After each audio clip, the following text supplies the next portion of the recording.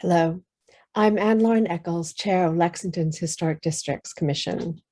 Mount Independence is a resident-initiated request to create a new local historic district at the top of Fallen Hill. This area was originally a large estate and evolved over 100 years into a rich artistic community.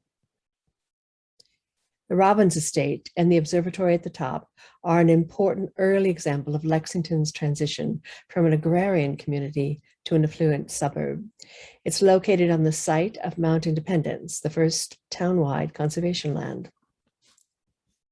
Mount Independence was an open estate with a fascinating observatory at the top and a popular destination both for Lexingtonians and visitors. Eli Robbins built 2 drives up to his observatory, one of which survives today as Bridle Path. Bridle Path is still marked by parallel stone walls a carriage width apart. 12 Summit was built on the old Robbins estate and itself is notable for its association with Herman Dudley Murphy, a major artist in the Boston School style of painting. And most importantly, the house is a fine example of the early 20th century Italian villa style of architecture, coupled with a stunning landscape designed by the renowned Frederick Law Olmsted Jr. Frederick Law Olmsted Jr., although he dropped the use of Jr., along with his firm, the Olmsted Brothers, was America's premier landscape architect. He's the son of Frederick Law Olmsted Sr., who completed so many of the large parks of the late 19th and early 20th century, along with important private properties.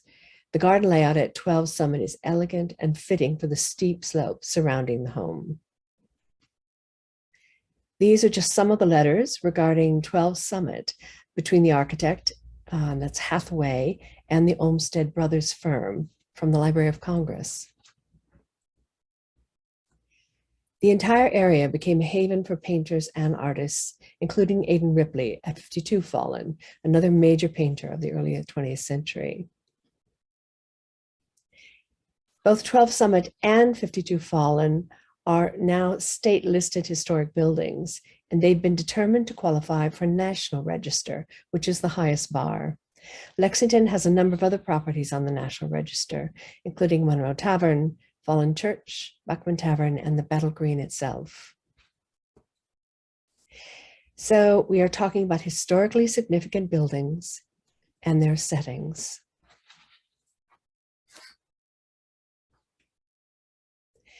The proposed new district's boundaries capture that core historic setting. If appropriate, other properties could be included in the future, but these smart edges capture those historic properties and their abutters.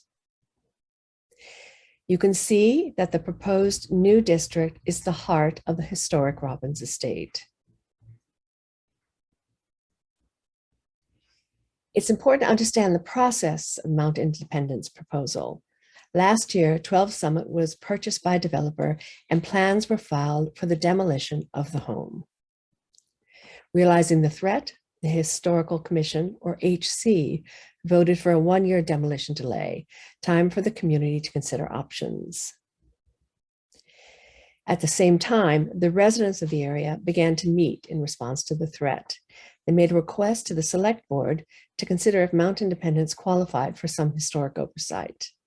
The Select Board asked the Historic Districts Commission, or HDC, to review.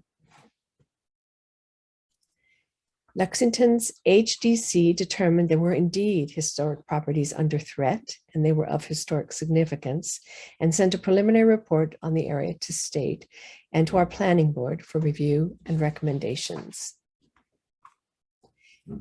After 60 days, the State Commission voted unanimously to support the creation of a new district and encourage Lexington to establish Mount Independence. And now, a year later, the residents are asking town meeting to support this proposal. The new district will be administered by Lexington's existing Historic Districts Commission. HGC review is another layer of review on top of zoning, which we all must meet. Historic review emphasizes appropriate materials and quality for an historic district. HDC review is not to prevent change or development, but to oversee appropriate development. Lexington currently has 4 large districts, including all of Mass Ave, the Battle Green, and Hancock Street. These districts include some tourist attractions, but most of the districts are homes and churches and businesses. An historic district has no effect on the rest of the neighborhood, except that home values are generally higher in and around historic districts. This proposal is not about stopping development at 12 Summit, but to bring an oversight to make sure it is appropriate. And historic properties are valuable to all of us. They are part of the fabric of our community. And they enrich all of our lives. Lexington has always valued our history, and preserved buildings meet many of our other goals, including sustainability. The Planning Board reviewed this proposal and in the end chose not to take an official position.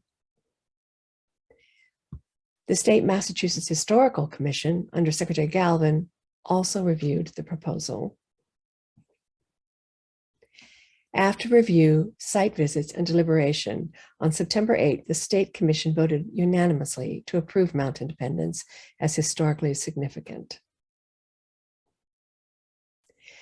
The Mount Independence Study Committee has completed a final report, and it is posted at the tab on the HDC website. Article 9 includes the establishment of the Mount Independence Historic District, along with acceptance of 40C to support the new district creation. Thank you.